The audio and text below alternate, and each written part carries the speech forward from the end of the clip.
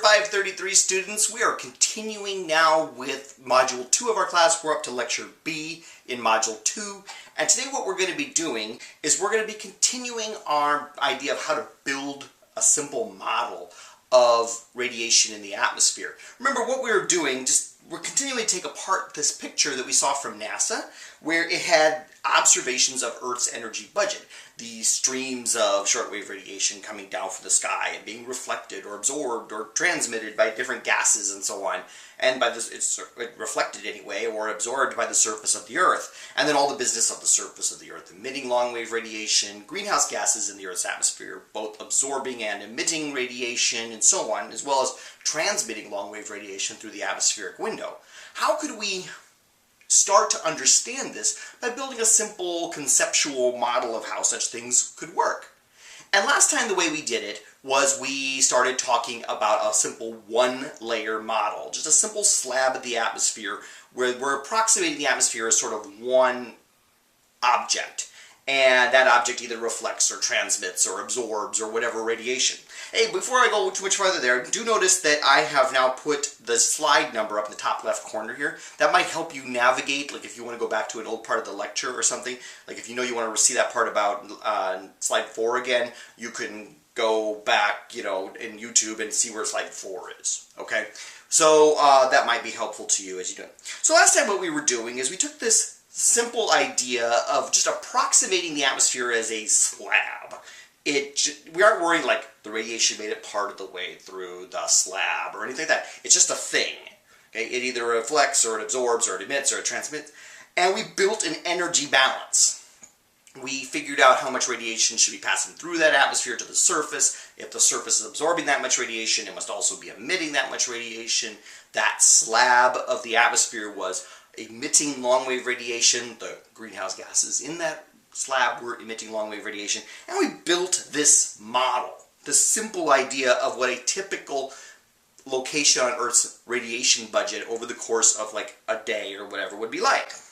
And we ended up with a number of like 476 watts per square meter. But on slide 5, we actually found that if we take that number of 476 watts per square meter, we could actually plug that number into the Stefan-Boltzmann law and determine the temperature of the surface it takes to emit that much radiation. Remember, that's what Stefan-Boltzmann's law does. It tells you how much radiation an object is emitting based on its temperature.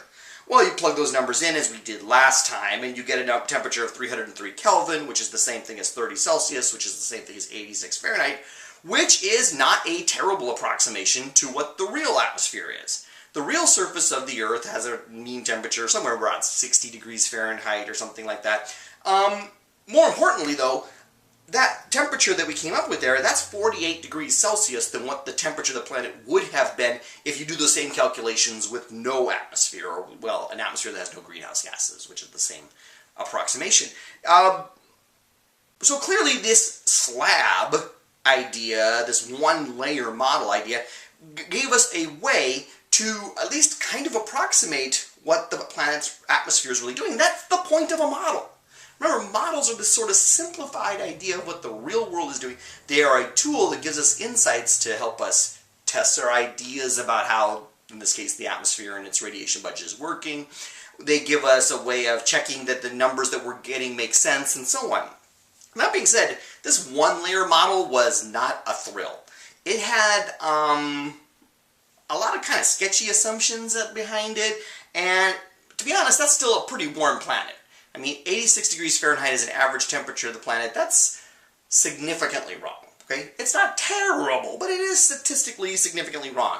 We really need a better way of modeling this, and, well, there were a lot of assumptions there. Maybe we can fix some of this. But before we do, which we'll do in the second part of this lecture, let's go ahead and answer 2 quick questions about what we've done so far.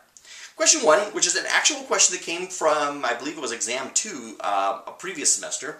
The surface of the Earth primarily emits blank radiation: shortwave, ultraviolet, gamma, or infrared. What is the oh, I bet you were hoping, well, the word you were probably hoping I would be asking isn't there. Which one's right? Alright, make a choice from those 4 options and get a little feedback before we move on to question 2.